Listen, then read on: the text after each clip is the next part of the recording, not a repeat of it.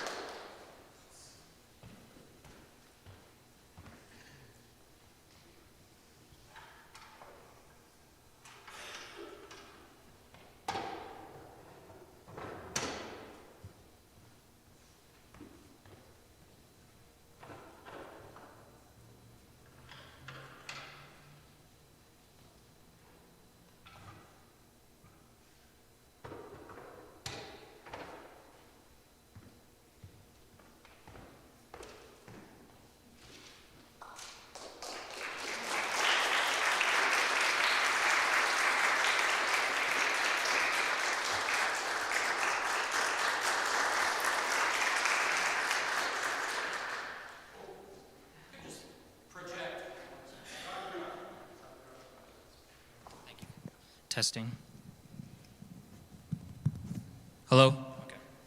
Okay. Just a few quick words on the piece I'm playing. It's Bach's Concerto in G. It originally comes from a violin concerto that Prince Johann Ernst Weimar made. He was known for curating a lot of music, composing music, collecting music, and he was friends with Bach when Bach spent his time in Weimar. And this prince, he died at a very young age of only 18 years old. So Bach took this violin concerto and transposed it for organ specifically. Hope you enjoy.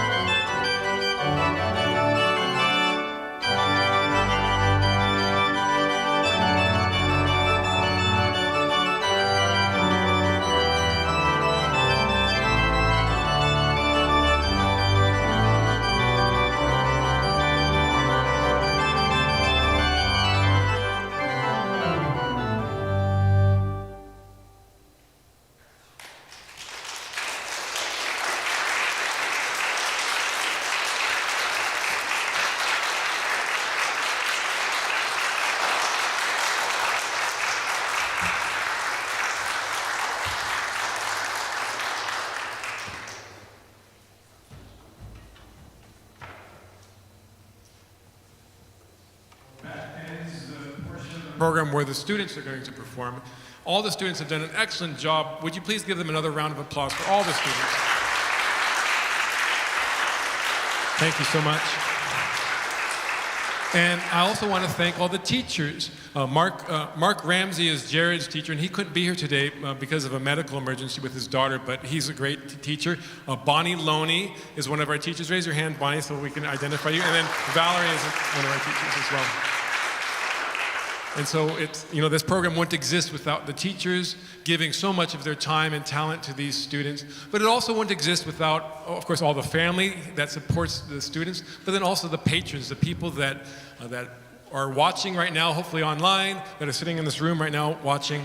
And so we want to encourage you, if you can, if you would like to donate to this cause, we're going to have 2 students standing by the door on their way out, and you can throw a buck in and it'll help this cause, because we believe so passionately about keeping organ music alive and active. And these teachers are doing this program is doing it, the students and their parents and their families are all working so hard. So if you're online and you're watching, go to cazago.org. And right at the top of the web page, you can donate to the scholarship program. Or if you're in the room right now, you can put a buck in for the students that are going to stand by the door. But we do have one more performer, and me. Valerie here is going to play, Valerie and I are going to play a piece. Mark was originally going to play Messiaen, but we're going to do a different kind of piece instead. This is nothing like Messiaen. And so we'll go from there. Okay, but I also want to give a big round of applause for Chris Perry, our scholarship chair. He does so much work in fact, give him a big round of applause. Yay. He does a lot of work for us to develop this community of students who are learning, growing our next generation of organists. So all of you, you're working so hard, and thank you to Chris for making this possible, and to the Central Arizona chapter, which I am fortunate enough to be dean of right now. We've got just a great group of organists in this area. We also want to give a big round of applause to Kristen Holton-Prouty, the music director here at this church, and thank her and her staff for allowing us to be here. So we heard from her at the beginning. Thank you so much for hosting us. Okay.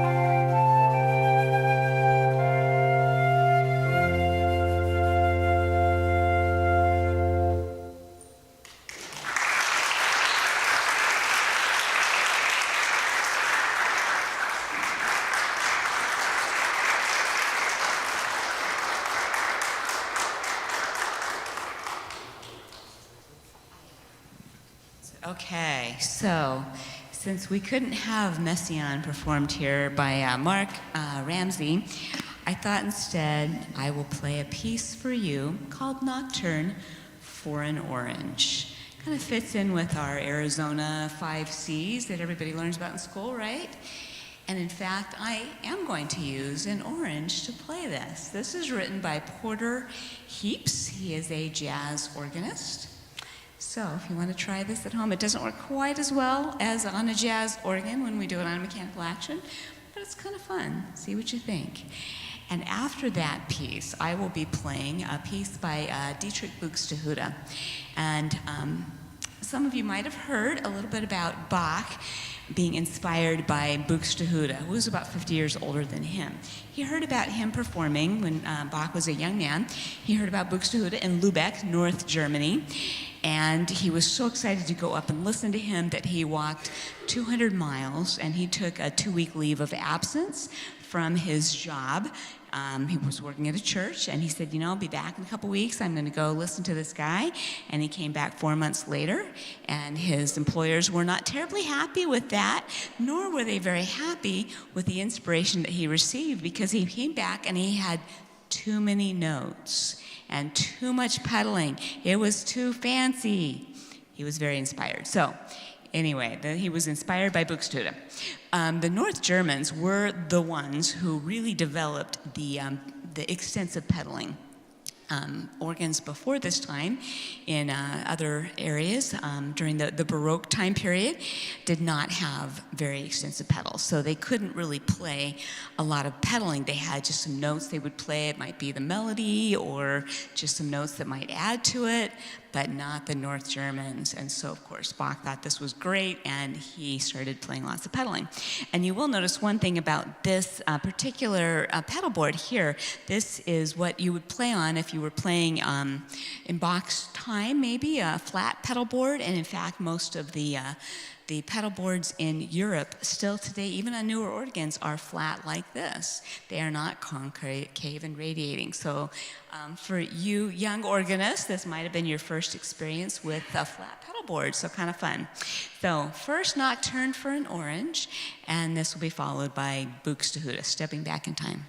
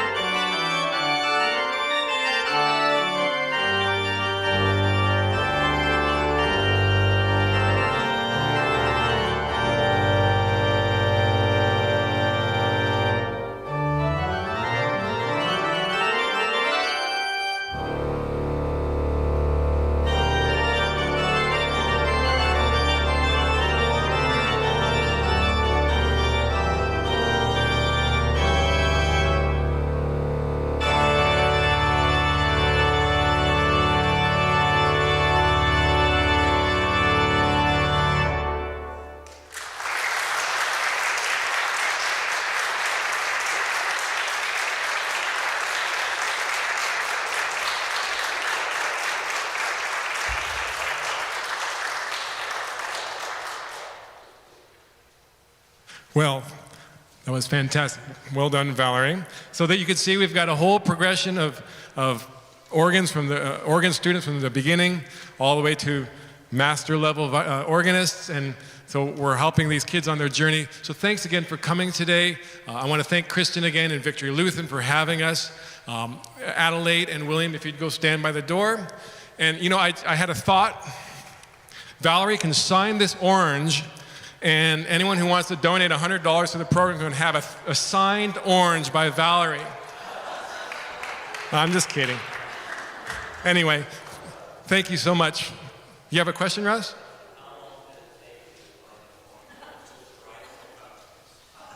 Yeah, you know, it's pretty tough to find the right one and then it changes after it's been on the tree or two.